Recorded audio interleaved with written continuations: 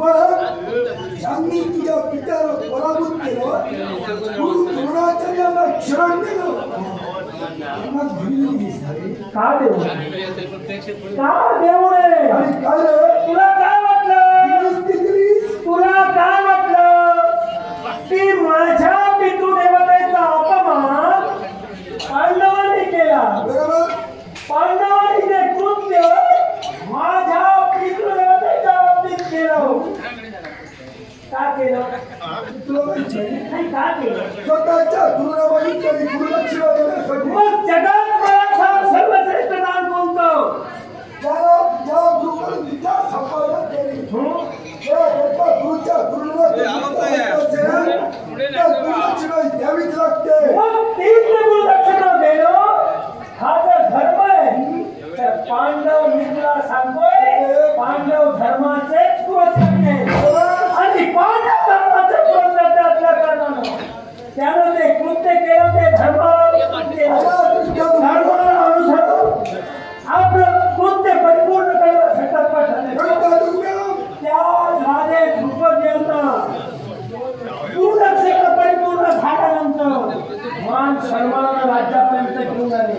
हे तुला दिसलं नाही? आहे तर मग मुलाजवळ द्रौपदी स्वयंवराच्या वेळी या ब्राह्मणाला तुम्ही परत सहभाग दिला.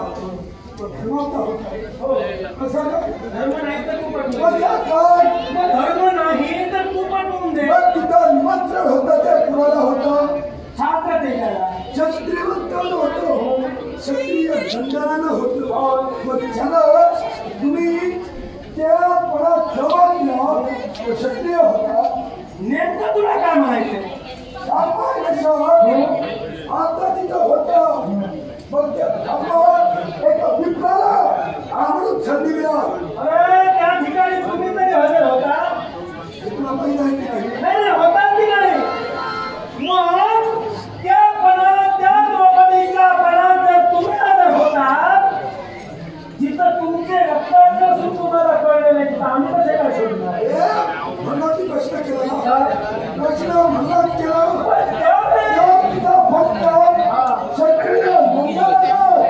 संधी होती. संधीच्या गोष्टी तू सांगून नको.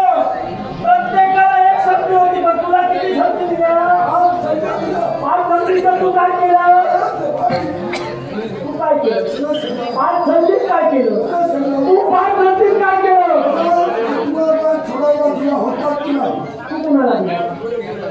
तू कुणाला पाठवा? माझ्या वतीनं माझा मित्र कर्णपुरात संचार होता. कर्णाला देत असताना तेच तर मला म्हणायचंय.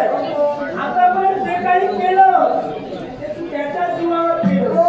त्याचा पुरस्कार काही करणार ते त्याच्या जीवावर करणार. एक जीव असा तो नमकडे जो व्यक्ती मारला. माझ्या वतीच्या गोष्टी करतो. तू कसं माझा विचार तू करू त्याचा मी जातो तिथं तयारी निश्चित करतो.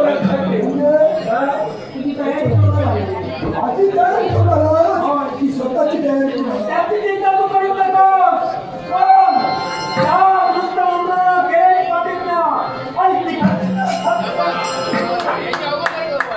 हाँ हाँ, जैसे अभिमान है